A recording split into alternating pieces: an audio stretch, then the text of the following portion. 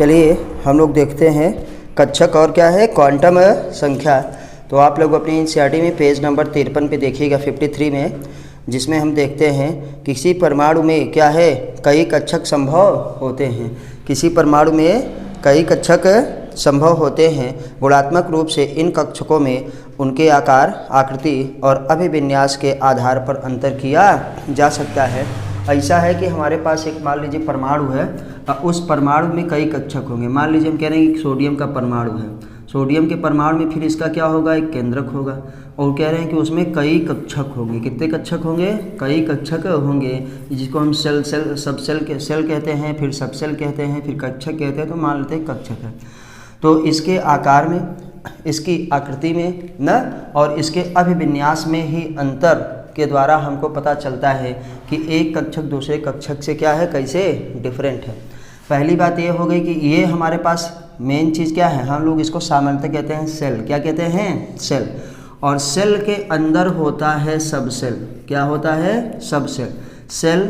Cell के अंदर हमारे पास क्या है, सब सेल, और सब सेल में हमारे पास होता है ऑर्बिट्स। क्या होता है, ऑर्बिट्स। ऑर्बिट्स मीन्स क्या होता है, कक्षक। क्या होता है, कक्षक। जैसे हम लोग कहें कि ये जो पहला है हमारे पास ये के है, दूसरा हमारे पास एल सेल है। एल सेल का हिंदी में मतलब कोश। क्या कहेंगे, कोश। हम कहें कि ये हमारे पास के है, ये हमारे पास एल है, ये हमारे पास एन है, ये हमारे पास एन है। तो ऐसे के L M N O P Q R, मतलब कहाँ तक, 7 तक ऐसे जाता रहता है। क्योंकि अभी तक पीरियोडिक टेबल में हम लोगों को इतना पता है कि हमारे पास क्या होते हैं, 7 ठो आवर्त होते हैं। 7 आवर्त, उन्हीं 7 आवर्तों में पूरे के पूरे 118 एलिमेंट्स आ जाते हैं। तो अब इसकी के की सब सेल अलग होगी, एल की सब सेल अलग होगी, एम की सब सेल अलग होगी, एन की सब सेल अलग होगी, और उन सब सेल्स में क्या होंगे, ऑर्बिट्स, मतलब कक्षक अलग अलग होंगे। तो अगर हम बात करें कक्षक की, किसकी, ऑर्बिट्स की बात करें, किसकी, ऑर्बिट्स मतलब कक्षक की बात करें, तो एक कक्षक को दूसरे कक्षक से कैसे अलग किया जा सकता है, कैसे उसमें अंतर किया जा सकता है, तो हम यहाँ पे देखते हैं। आइए इधर देखिए कि इसमें उसके साइज मीन्स आकार, उसके बाद फिर क्या है, शेप मीन्स हमारे पास क्या होती है, आकृति, और अभिविन्यास मतलब वो किस तरीके से विन्यासित है, उसके कॉन्फ़िगरेशन के बारे में भी बात करते हैं। इन तीनों में अंतर जो रहेगा, इन तीनों में जो अंतर रहेगा उसी से कहते हैं कि हर कक्षक का साइज, हर कक्षक का आकार, मतलब साइज मीन्स आकार, शेप मीन्स आकृति, मतलब बनावट कैसी होगी, और कॉन्फ़िगरेशन क्या होता है, अलग अलग होता है। अगर कोई कक्षक, हम अब इसी को एक कक्षक मान ले रहे हैं, हम किसी को भी कक्षक मान सकते हैं। अगर वो नाभिक से ज़्यादा है, नाभिक के पास है तो क्या होगा, छोटा। नाभिक के पास है तो वो क्या होगा बेटा, छोटा। अगर कहें कि कोई कक्षक छोटा है तो इसका मतलब वो नाभिक के ज़्यादा पास है, और जो नाभिक के ज़्यादा पास रहेगा उस कक्षक में क्या भी होगी, ऊर्जा कम। क्या होगी, ऊर्जा कम होगी। भैया अगर ऊर्जा ज़्यादा होता तो वो छोड़ के क्या होता है, निकल लेता, दूर रहता है।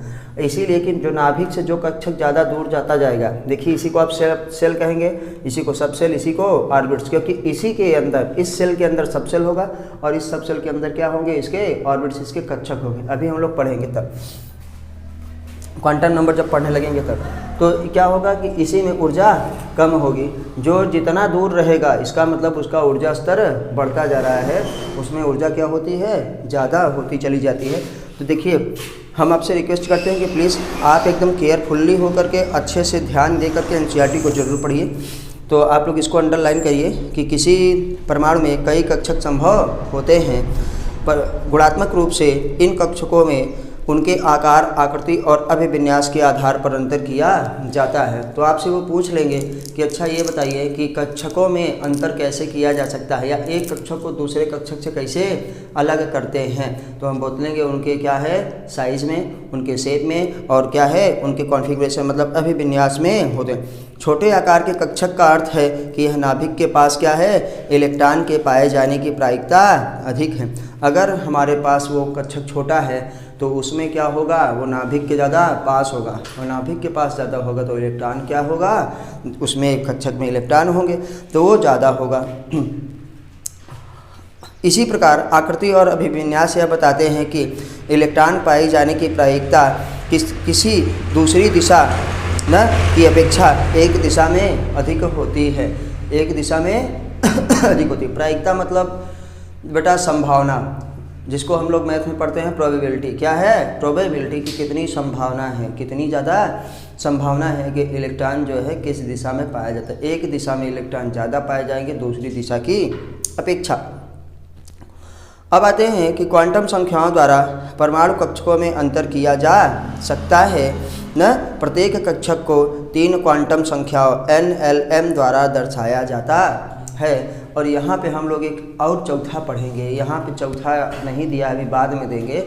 चौथा हमारे पास है s। क्या है, s। पहली n है, दूसरी l है, तीसरी m है और चौथी क्या है, s है, के द्वारा हम लोग दर्शाते हैं। इन्होंने यस का इसलिए नहीं दिया है कि ऐसा है कि यस केवल ये बताता है कि वो दक्षिणावर्त है कि वामावर्त है, मतलब अपवर्ड है कि डाउनवर्ड है। इलेक्ट्रॉन सीधे दक्षिणवर्त मतलब ऊपर की तरफ है कि वामावर्त है, लेकिन ये सब हमको जो है 4 के चारों ही पढ़ना है, 4 के चारों ही पढ़ना है। तो चलिए आप हेडिंग डालिए, क्वांटम संख्या। क्या देखेंगे, क्वांटम संख्या।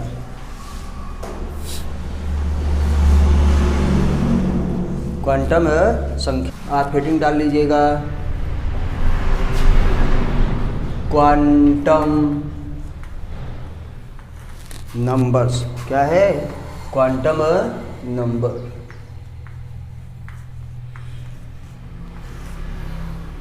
नंबर्स लिखिएगा, क्वांटम संख्या हिंदी में भी लिख लीजिएगा जिसको लिखना होगा, क्वांटम नंबर।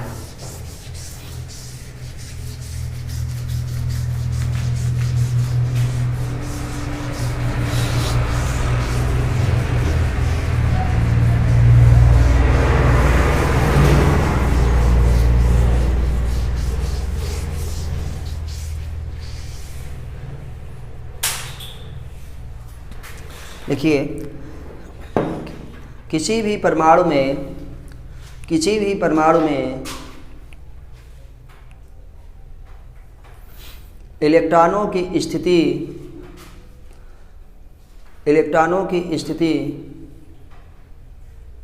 का निर्धारण करने के लिए, किसी भी परमाणु में इलेक्ट्रॉनों की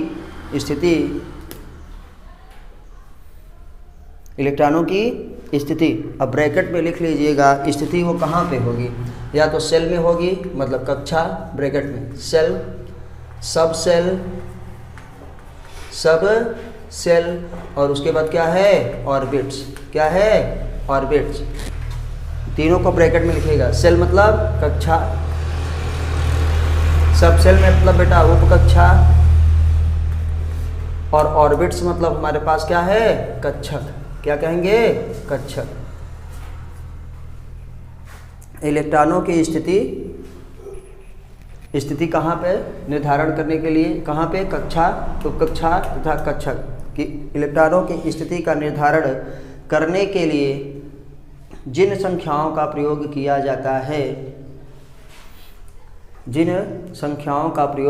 जाता है, उन्हें क्वांटम नंबर्स या क्वांटम संख्या कहते हैं। उन्हें क्वांटम नंबर्स या क्वांटम संख्या कहते हैं। आपको बेटा 100% एनसीईआरटी पढ़नी है और किताब से पढ़नी है, किताब खोल के पढ़नी, क्योंकि उसी से पेपर बनेगा और वही चीज़ क्या है, आएगी। इसीलिए हमारे सर जो है न्यू लाइट में सिंह सर किताब पढ़ाते हैं पूरी तरीके से। आपको एक्स्ट्रा स्टडी मटेरियल लेने की कोई भी ज़रूरत नहीं है। चलिए बेटा, हो गया। उसके बाद आप लोग लिखिएगा कि क्वांटम संख्या मुख्य रूप से, क्या लिखेंगे, मुख्य रूप से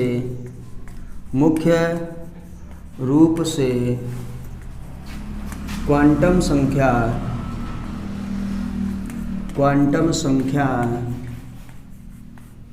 देखो बेटा इस हिसाब से तो 3 ही हुई। काहे, ये कक्षा के लिए हम n, उपकक्षा के लिए l तथा कक्षक के लिए m का इस्तेमाल होता है। लेकिन एक और है कि इलेक्ट्रॉन कैसे होगा, दक्षिणावर्त होगा कि वामावर्त। इसलिए मुख्य रूप से क्वांटम संख्या 4 प्रकार की होती। कितने? 4। क्या लिखेंगे? 4 प्रकार की होती है। 4 प्रकार की होती है। 4 प्रकार की होती है। मुख्य रूप से क्वांटम संख्या कितने प्रकार की होती है? 4 प्रकार की होती है। थोड़ा जल्दी करिए, ये हो गया। चलिए आप लोग बोल सकते हैं, कोई दिक्कत नहीं। क्लास में स्टूडेंट तो बोल लेंगे। उन चारों के अब हम नाम लिख रहे हैं बेटा। आपसे पूछा जाएगा क्वांटम संख्या कितने प्रकार की होती है, तो आप बोलेंगे कितने प्रकार की? 4 प्रकार की। पहला हमारे पास है principal quantum number, PRINCIPLE,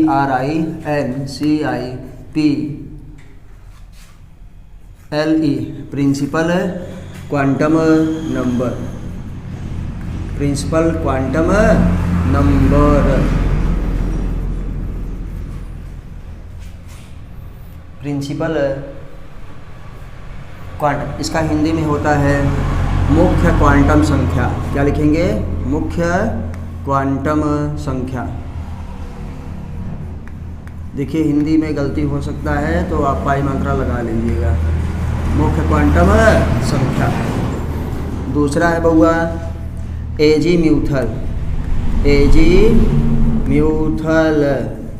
quantum number. Azimuthal को हम लोग कहते हैं दिगंशी क्वांटम संख्या। क्या है? दिगंशी क्वांटम संख्या। देखा क्वांटम हो गया गलती। दिगंशी क्वांटम संख्या, आधा क क्वांटम संख्या। आप लोग हिंदी वाला सही से लिखिएगा अपना। क्वांटम संख्या, यहाँ भी आधा क। तीसरे में हमारे पास आता है मैग्नेटिक क्वांटम नंबर। क्या है?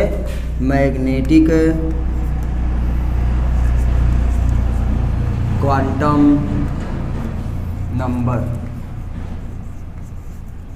बेटा magnetic quantum number, magnetic quantum number का मतलब हमारे पास यहाँ हिंदी में होगा चुंबकीय क्वांटम संख्या। क्या कहेंगे? चुंबकीय। अब क्वांटम अपना लिख लीजिएगा, ये क्या है? संख्या। चुंबकीय क्वांटम संख्या हमारे पास होता है।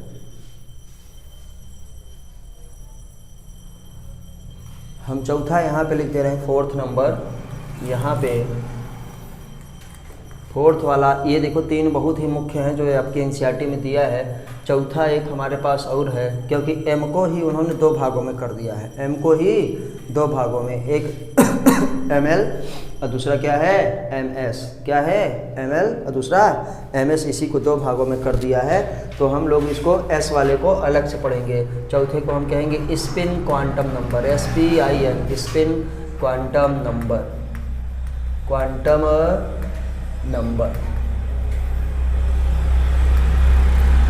Spin quantum number. Spin quantum number का मतलब हमारे पास मुख्य चक्रण क्वांटम संख्या। मुख्य स्पिन मतलब चक्रण, देखो बॉलिंग करते हैं ना स्पिन वाली, चक्रण क्वांटम संख्या। ये इसकी हिंदी हो गई, स्पिन क्वांटम नंबर। तो बेटा आप हमको बताइएगा कि कितने प्रकार की क्वांटम संख्या होती है ठाकुर? 4। थोड़ा धीमे से चिल्लाओ। कितने? 4। कौन कौन से हमारे पास है? Principal quantum number, azimuthal quantum number, ना मैग्नेटिक क्वांटम नंबर, और चौथा क्या है? Spin quantum number. हम लोग प्रिंसिपल वाले को कहते हैं मुख्य क्वांटम संख्या, एजीम्यूथल वाले को कहते हैं हम लोग दिगंशी क्वांटम संख्या ना, और मैग्नेटिक वाले को हम लोग क्या कहते हैं? चुंबकीय क्वांटम संख्या, और स्पिन वाले को क्या कहते हैं? चक्रण क्वांटम संख्या। अब इसी में एक एक चीज़ और ऐड करते चले जाइएगा, फिर हम लोग एक एक करके बोल बोल के पढ़ेंगे। बोल बोल के पढ़ना बहुत ज़रूरी है ताकि याद रहे। प्रिंसिपल वाली को क्या कहते हैं? n। प्रिंसिपल वाली को इधर हम लिख रहे हैं, प्रिंसिपल वाली को स्मॉल n से दिखाते हैं। किससे बेटा? स्मॉल n से। ठीक। एजीम्यूथल वाली को एल से दिखाते हैं, क्या दिखाते हैं, स्मॉल एल से। मैग्नेटिक वाली को दिखाते हैं स्मॉल एम से, मतलब इससे रिप्रेजेंट करते हैं। अगर कहीं पे स्मॉल एल लिखा है तो मतलब वो प्रिंसिपल क्वांटम नंबर है, और कहीं पे एल लिखा है तो वो एजीम्यूथल क्वांटम नंबर है, और कहीं पे स्मॉल एम लिखा है तो वो मैग्नेटिक क्वांटम नंबर है। मतलब इससे इसको रिप्रेजेंट करते हैं, प्रदर्शित करते हैं। और स्पिन वाली पे अब आ गया कि उसको किससे, स्मॉल एल से, किससे, स्मॉल एस से, क्या कहेंगे, इसको स्मॉल एल से रिप्रेजेंट करते हैं। नोट कर लीजिए इसको, एनसीईआरटी जरूर पढ़िए। हेलो मेरे प्यारे बच्चों, मैं हूं सुधीर पांडे और आप देख रहे हैं 100 times education classes the branch of science. इस समय हम लोग पढ़ रहे हैं क्लास 12 की एनसीईआरटी चैप्टर नंबर 2, जिसका नाम है एटॉमिक स्ट्रक्चर। और एटॉमिक स्ट्रक्चर में पढ़ रहे हैं क्वांटम नंबर्स, मतलब हमारे पास वो संख्याएं जिनको क्या है इसलिए उपयोग में लाई जाती हैं कि किसी भी कक्षा, उपकक्षा तथा कक्षक में इलेक्ट्रॉनों की सही स्थिति का निर्धारण किया जा सके। तो आप लोगों से भी रिक्वेस्ट है कि प्लीज़ एनसीईआरटी ज़रूर पढ़िए, एनसीईआरटी की लाइन टू लाइन पढ़िए। आपको किसी भी अदर क्या है स्टडी मटेरियल्स की ज़रूरत नहीं पड़ेगी। सारे के सारे क्वेश्चन, सारे की सारी चीज़ें जो है, चाहे वो नीट का हो, चाहे जेईई मेंस का हो, या चाहे आईएसपीसीएस का हो, आप भी देखते हैं अब सब कुछ किससे आता है, एनसीईआरटी से ही आता है। तो आपका बस वो सही होना चाहिए, बाकी सब कुछ सही हो जाएगा। और किताब खोल के पढ़िए, किताब की लाइन टू लाइन पढ़िए। अगर किताब से नहीं सीखेंगे तो कहाँ से सीखेंगे, ठीक है। अगर टीचर आपकी किताब से नहीं पढ़ा रहे हैं तब भी उनको कहिए कि नहीं सर आप एनसीईआरटी लेके ही पढ़ाइए, क्योंकि ऐसा नहीं होता कि जो टीचर किताब नहीं लिया हो बहुत ज़्यादा पढ़ा लिखा है, बहुत महान है। आपको क्योंकि आपका सिलेबस आना चाहिए, और आपको सिलेबस तभी पता चलेगा जब टीचर को ये पता चलेगा कि हमको इसमें से क्या लाइन छोड़नी है और क्या पढ़ानी है। तो पढ़ने से ज़्यादा ज़रूरी है ये भी याद रखना कि हमको क्या नहीं पढ़ना है, क्योंकि उसमें आपका टाइम लगता है, समय बर्बाद होता है, वो टाइम कंज्यूमिंग चीज़ पढ़ेंगे तो क्या होगा, ज़्यादा नहीं पढ़ पाएंगे। इसलिए सब कुछ पढ़ना ज़रूरी है। तो प्रिंसिपल में आप ये बेटा देखो, थोड़ा प्रिंसिपल में PAL कर लेना, हमने दूसरा प्रिंसिपल लिख दिया है, ये PAL होगा, यहाँ पे क्या होगा, हमने प्रिंसिपल मीन्स सिद्धांत वाला लिख दिया है, ये प्रिंसिपल होगा, मुख्य वाला क्या होगा, जो स्कूल वाले प्रिंसिपल होते हैं ये वाला स्पेलिंग क्या है, ये वाला प्रिंसिपल, PAL। चलिए, तो ऐसे ही चीज़ें क्या है, पढ़ाई करिए, ऐसे भी करेक्ट होगी। आइए अब आप लोग हेडिंग डालिएगा, मुख्य क्वांटम संख्या। पहला डालिए हेडिंग, चारों को डिटेल में पढ़ना है। मुख्य क्वांटम संख्या।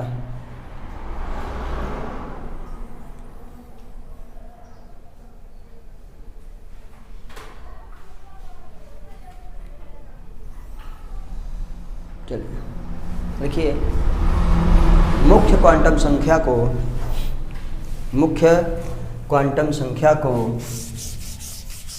स्मॉल n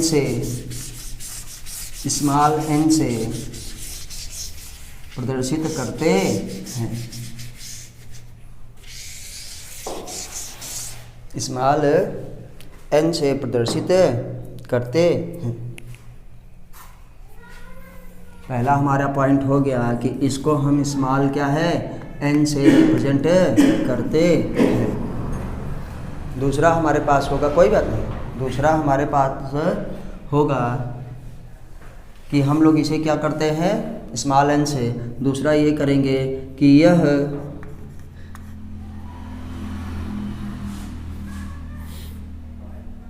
परमाणु में उपस्थित कक्षाओं का बोध कराता है। क्या है, उपस्थित कक्षाओं का बोध कराता है।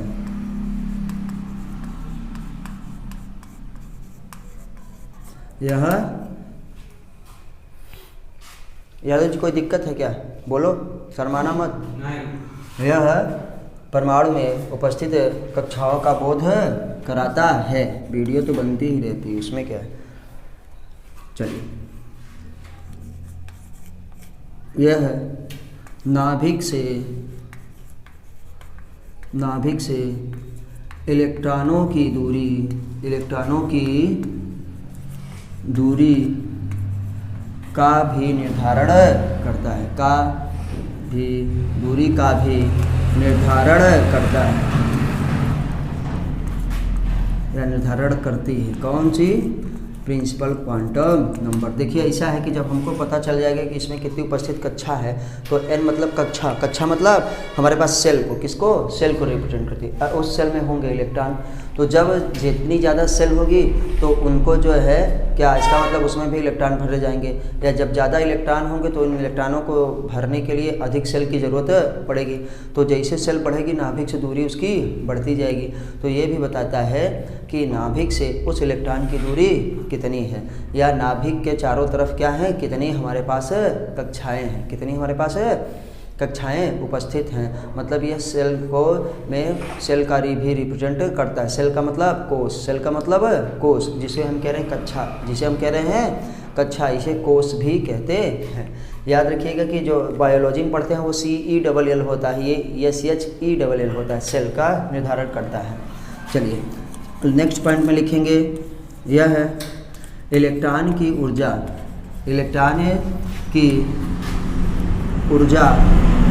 का भी निर्धारण करता है,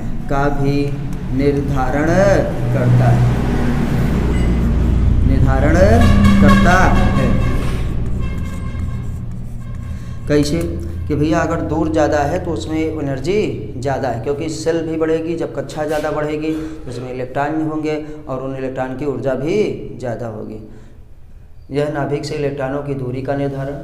यह क्या है? कक्षा मतलब सेल्स, मतलब कोश का निर्धारण। देखो यहाँ पे लिख दे रहे हैं सेल, क्या है? SHELL। सेल को हिंदी में कहते हैं कोश, जिसको हम लोग कह रहे हैं कक्षा ना, कोश का भी निर्धारण करता है। यह नाभिक से इलेक्ट्रॉनों की दूरी का भी निर्धारण करता है। यह क्या है? इलेक्ट्रॉन की ऊर्जा का भी निर्धारण करता है। यह सेल या कोश की ऊर्जा का भी निर्धारण करता है कि किसमें कितने हमारे पास कोश हैं, उनकी ऊर्जा क्या होगी। इसको हम लोग स्मॉल n से रिप्रेजेंट करते हैं।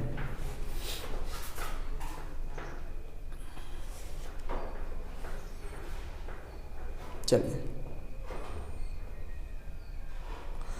नेक्स्ट पॉइंट में लिखिएगा कि मुख्य क्वांटम संख्या n, मुख्य क्वांटम संख्या हम यहाँ पे लिख रहे हैं। स्पिन वाले कोड को पहले हटा देते हैं, हम इसी मुख्य वाले में ही लिख रहे हैं।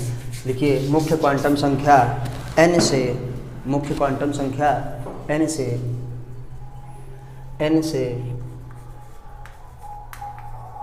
कक्षक के आकार का भी पता चलता है। आकार का मतलब बेटा शेप, क्या कहेंगे? सॉरी साइज, क्या कहेंगे? साइज, क्योंकि शेप मीन्स होती है आकृति और साइज मीन्स क्या होगा? आकार। आकार का भी पता चलता है। किसका पता चलता है? आकार का भी पता चलता है।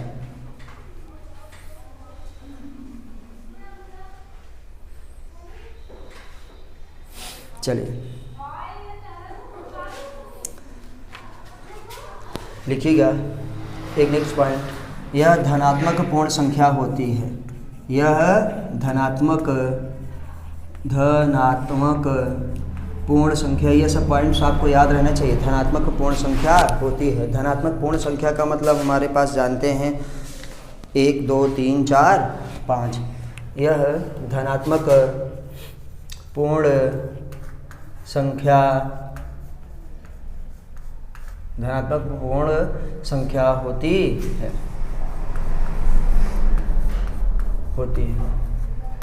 जिसका मान वैक्सीन घाटा हो गया है मेरा लगभग, जिसका मान n बराबर 1 2 3 4 एटसेट्रा, अभी तक 7 तक ये जाता है, क्योंकि 7 जो है पीरियड्स में ही सारे हमारे एलिमेंट्स आ जाते हैं 118 तक। तो इसको हम लोग n बराबर 1, n बराबर 2, n बराबर 3, n बराबर 4 मतलब 7 तक ऐसा हो सकता है, 7 तक ऐसा हो सकता है। अच्छा आगे लिखिएगा, n का मान बढ़ने के साथ साथ, n का मान बढ़ने के साथ साथ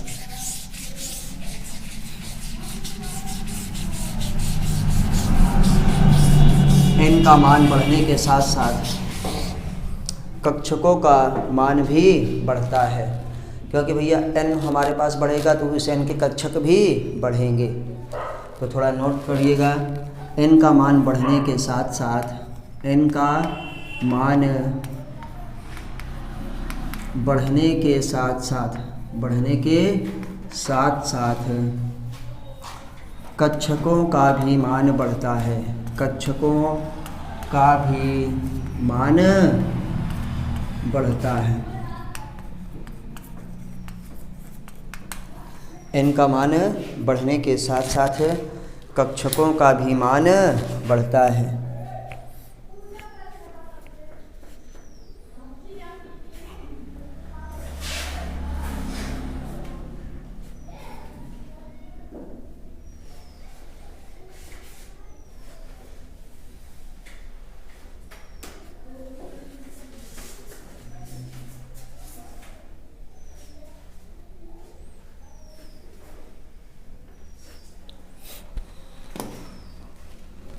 आगे लिखिएगा, जो कक्षकों का मान भी बढ़ता है उसे क्या कहेंगे, इसे n स्क्वायर, इसे n स्क्वायर के द्वारा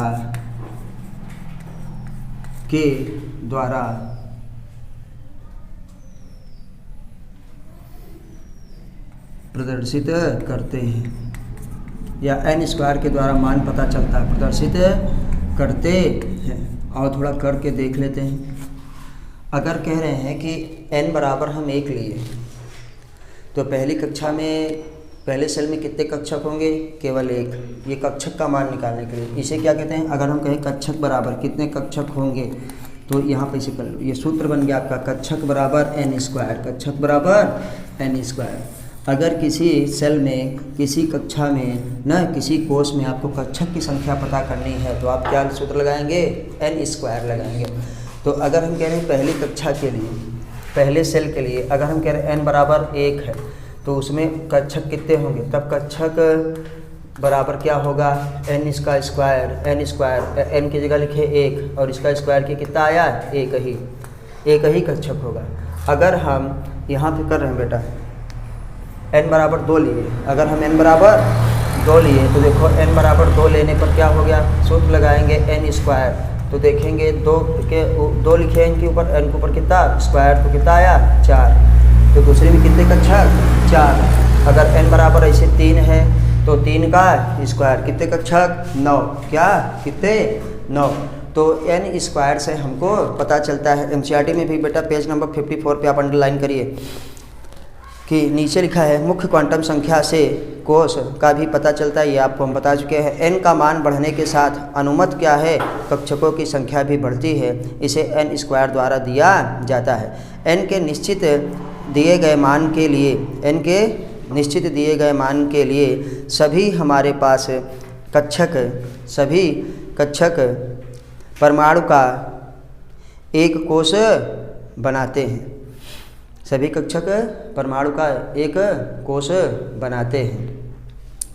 अगर n बराबर 1 है तो वो कौन सा कोष बनाएंगे, k वाला। n बराबर क्या है, अगर 2 है तो इसका मतलब हमारे पास l कोष बना रहा है। n बराबर अगर 3 है तो क्या बना रहे हैं हमारे पास, बताइए, देखो हो गया k l m बनाएंगे। n बराबर 4 है तो अभी हम बताए तो क्या बनाएंगे, n बनाएंगे। n बराबर अगर 5 है तो देखो पांचवा करिए, k से स्टार्ट करना, k l m n, क्या हो जाएगा वो वाला o। फिर अगर छठवा बनाएंगे तो p, सातवां बनाएंगे तो q।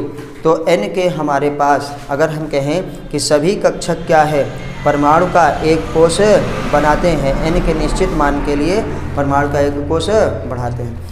तो ये हमारे पास इतना हो गया। अब हम करेंगे कि हमारे पास है कौन सा, दिगंशी क्वांटम नंबर्स, एजीम्यूथल क्वांटम संख्या। चलिए आप सेकेंड हेडिंग डालिए एजीम्यूथुअल क्वांटम संख्या। बाकी जो नीचे आपकी एनसीईआरटी में है उसको बेटा आप अपने से घर में पढ़ेंगे, क्योंकि बेस्ट मेथड यही है कि आप यहाँ भी पढ़िए और घर में एनसीईआरटी जरूर पढ़िए, पढ़ते रहे उसको। अभी प्रिंसिपल वाले का है। मुख्य क्वांटम संख्या भी बढ़ने के साथ साथ कक्षा का आकार बढ़ता है। देखो ये हम आपको बता चुके हैं कि आकार के बारे में बताता है। दूसरे शब्दों में इलेक्ट्रॉन नाभिक से दूर स्थित होता है, मतलब यह भी बता सकता है ये कि इलेक्ट्रॉन नाभिक से कितनी दूरी पर है। हम आपको ये इसको भी बता चुके हैं। चूँकि एक ऋणावेशित इलेक्ट्रॉन को धनावेशिक नाभिक से दूर होने के लिए ऊर्जा की आवश्यकता होती है, अतः यन बढ़ने के साथ साथ कक्षक की ऊर्जा भी बढ़ती है। क्या करते हैं? कक्षक की ऊर्जा भी बढ़ती है। हम ये भी बता चुके हैं कि ऊर्जा के स्तर को भी बताता है। बहुत सारे कक्षक मिल करके ही कोश का निर्माण करते हैं। इसीलिए मैं कहता हूँ कि कोश के अंदर क्या है? उपकोश। उपकोश के अंदर क्या है? कक्षक। तो वो कक्षक ही बन के, जैसे ईंटें बन कर दीवार बनाई, फिर दीवार बन के क्या बनवाया? घर बनाया ना। घर बना के जो है बड़ा बड़ा महल बनाया। तो कहने का मतलब सबसे छोटी चीज़ क्या होती है? कक्षक। कक्षक से बनता है उपकक्षा, क्या कहते हैं? या उपकोश, जिसे हम सब सेल कहते हैं। और सब सेल से बन के फिर क्या बनता है? सेल। तो वो कह रहे हैं कि n के निश्चित दिए गए मान के लिए, n बराबर दिए गए निश्चित मान के लिए वो क्या करता है? अलग अलग कोषों का निर्माण करता है। अगर n बराबर 1 है तो इसका मतलब वो k सब सेल, k क्या है? सेल बना रहा है, सब सेल नहीं, k कोष को बना रहा है। k है तो l है तो इसका मतलब 2 है ना। अगर 2 है n का मान तो वो क्या? मुख्य क्वांटम संख्या 2 का मान है, तो वो बता रहा है कि इस समय भैया हम क्या l वाला कोष बना रहे हैं। ठीक है, चलिए तो अब हम आगे आते हैं azimuthal quantum numbers. Azimuthal quantum numbers लिखिए, इसमें थोड़ा बोलेंगे। इसे स्मॉल l से प्रदर्शित करते हैं। इसे स्मॉल l से प्रदर्शित करते हैं।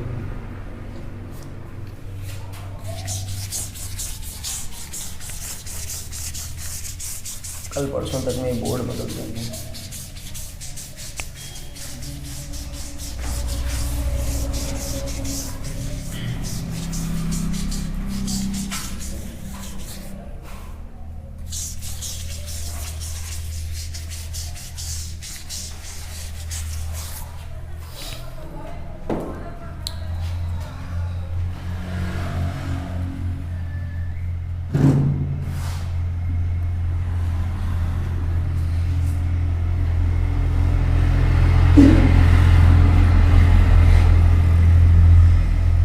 दिगंशी आधा ग रहेगा, दिगंशी क्वांटम संख्या। भैया अपना हिंदी में लिख लेना, इससे अच्छा तो हमारी अंग्रेजी है। क्या है? एजीम्यूथल। क्या है? एजीम्यूथल। अब आगे क्वांटम है और आगे क्या है? संख्या। इसे स्मॉल l से रिप्रेजेंट करते हैं। ये क्या होगा बताइए? कक्षा का हमको बताता ही था ना। ये हमको क्या बताता है? उपकक्षा। क्या है? उपकोष के बारे में बताता है। ये क्या करता है? उपकोष के बारे में बताता है। वो कोष के बारे में बताया था, ये क्या बताता है? उपकोष के बारे में। वो कक्षा को, तो इसको क्या कहते हैं? उपकक्षा। इसी को ब्रैकेट में क्या कह सकते हैं? उपकक्षा को बताता है। नोट करते रहिए, उपकक्षा को बताता है। तीसरा हमारे पास है कि ये क्या करता है? परमाणु के में जो कक्षक होते हैं उसके आकार का नहीं, उसकी क्या है? आकृति का निर्धारण करता है। तो लिखेंगे परमाणु कक्षकों की आकृति का निर्धारण करता है। कि आकृति का निर्धारण करता है, मतलब उसकी आकृति कैसी होगी, उसकी आकृति कैसी होगी। आकृति का मतलब ये होता है हमारे पास निर्धारण करता है। निर्धारण देखो अपना बल लिख लीजिएगा बेटा, निर्धारण करता है मतलब वो साइज नहीं, शेप के बारे में बताता है। क्या बताता है? शेप के बारे में बताता है कि कैसा शेप होगा, कैसा शेप होगा। वो आकार बता रहा था कि बड़ा होगा कि छोटा होगा, ये बताता है कि आकृति कैसी होगी, आकृति कैसी होगी। तो आइए, तो कहते हैं कि यह कक्षक के त्रिविमीय आकार को देखो परिभाषित करता है। इसे हम जो है दिगंशी क्वांटम संख्या को और क्या कहते हैं, ऑर्बिटल एंगुलर मोमेंटम भी कहते हैं, कक्षक कोणीय संवेग भी कहा जाता है। एल कक्षा क्वांटम संख्या, इसे हम और इसके नाम क्या लिखेंगे, बहुत ज़रूरी नाम है, जितने भी उपनाम हो याद रखा करिए। एंगुलर क्वांटम नंबर, ठीक है। ऑर्बिटल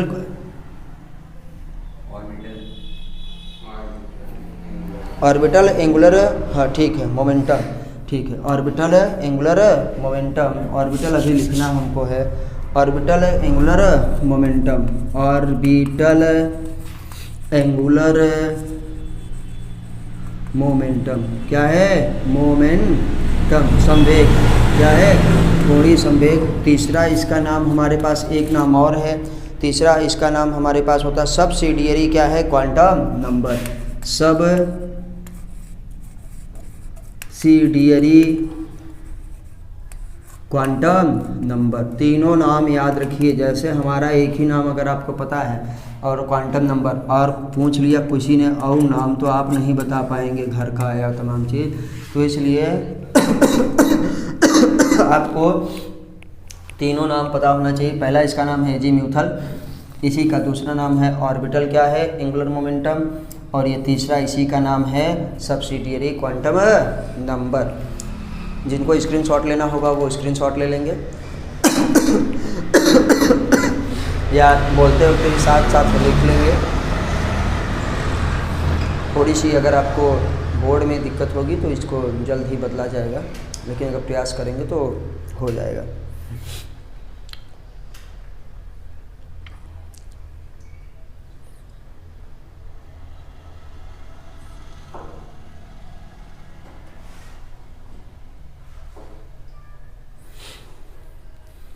हो गया बेटा, हटाएं, चलो अब आते हैं, अब देखेंगे कि अगर n का मान दिया है, n का मान दिया है, तो n के दिए गए मान के लिए l का मान क्या होगा ना।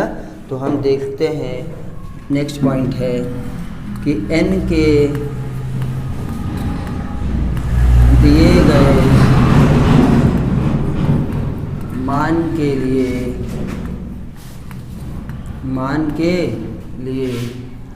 L का मान n के दिए गए मान के लिए L का मान कहाँ, L का मान 0 से क्या है, 0 से n-1 तक होता है, 1 तक होता है। L का मान किसके लिए, L का मान बोले हैं अगर n बराबर कुछ दिया रहेगा के लिए L का मान 0 से n-1 तक होता है। ठीक, आइए एग्जाम्पल करते हैं। एग्जाम्पल में देखिए, अगर वो एग्जाम्पल में कहेंगे हमारे पास कि n बराबर 1 है, तो L के संभव मान बताइए, L के संभव मान बताइए। तो हमको L के संभव मान बताने हैं अगर n बराबर 1 है तो जब हम लिखेंगे सूत्र क्या है, 0 से n-1 तक, 0 से n-1 तक। तो बेटा देखो लिख रहे हैं कि तब L बराबर क्या होगा, 0 से n-1 के अनुसार ये लगा रहे हैं सूत्र, n की जगह लिख देंगे 1, n की जगह लिख देंगे 1, ये 0 हुआ से हुआ, n की जगह क्या है 1 माइनस 1 बराबर क्या होगा, 1 से क्या हो गया 0। तो इसके संभव मान कितना होगा, केवल 0। L का संभव मान कितना होगा, केवल 0। इसको कर लिया, करो जल्दी, काहे नहीं करते हो बेटा।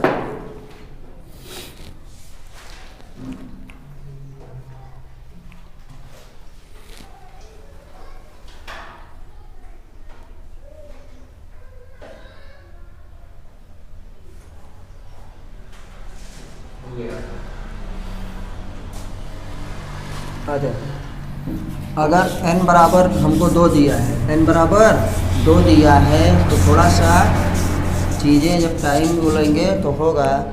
देखो अगर n बराबर 2 दिया है, पूरा नहीं लिखेंगे, n बराबर 2, तो L के मान तो क्या है एल के मान। एल के मान क्या होंगे, बोले हैं सूत्र 0 से n-1 तक। n की जगह रख दो 2। जब 0 से n-1 रखें तो n बराबर क्या रखें 2, माइनस क्या हुआ 1, 2 में से 1 जाएगा 1 ही आएगा, तो 0 और 1 होगा। l का संभव मान क्या होंगे 0 और 1। ये देखो इसलिए दिखा दिए कि ऐसे होगा।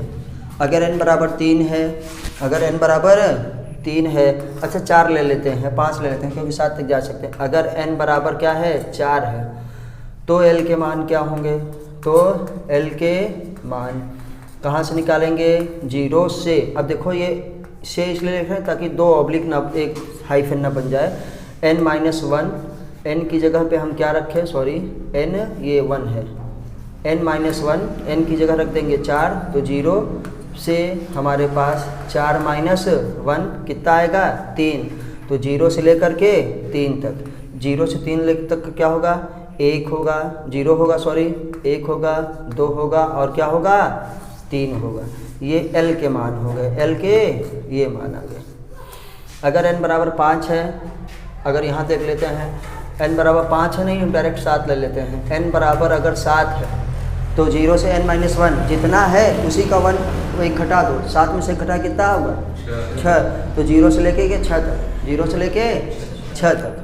तो देखो क्या हो गया n-1 0 से लेके, क्योंकि 0 भी लेना है 0 से, तो ये 0 हुआ है कि यहाँ कितने हुआ 6, तो 0 से लेकर के 6 तक, तो हमने यहाँ 0 लिखा और यहाँ पे हमने ये लिखा कितना 7 माइनस 1 कितना हुआ 6। जब 6 आया तो 0 से 1 2 3 4 5 6 7, तो कुल मान कितने हैं 6 तक, सॉरी 6 तक कुल मान कितने हैं 7 ठो है, कितने 7 ठो।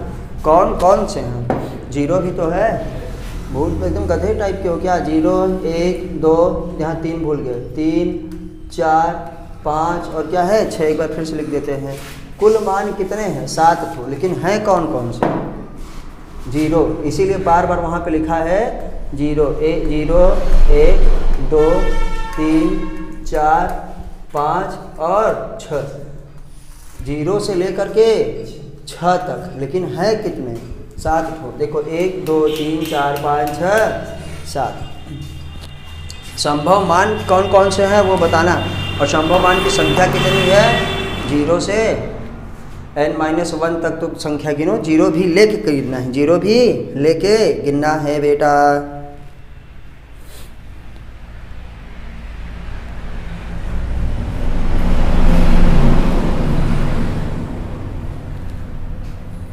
जल्दी करो, इसको आज ख़त्म कर लेते हैं। इसके पहले वाले नहीं पाए। चलो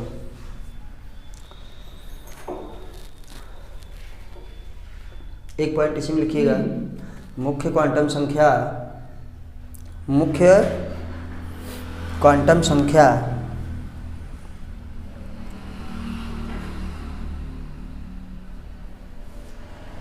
ब्रैकेट में लिखिएगा मुख्य कोश, ब्रैकेट में लिखिएगा मुख्य कोश, मुख्य कोश में उपकोशों की संख्या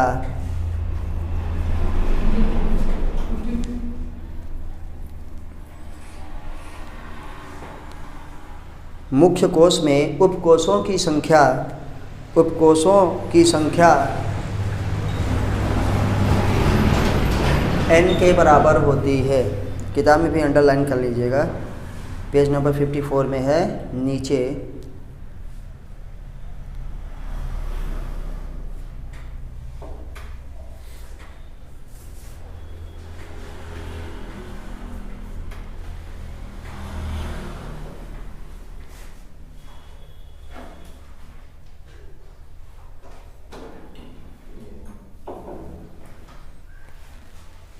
चलिए अब आपको लिखना है, एक लास्ट पॉइंट है बेटा, एक लास्ट पॉइंट है।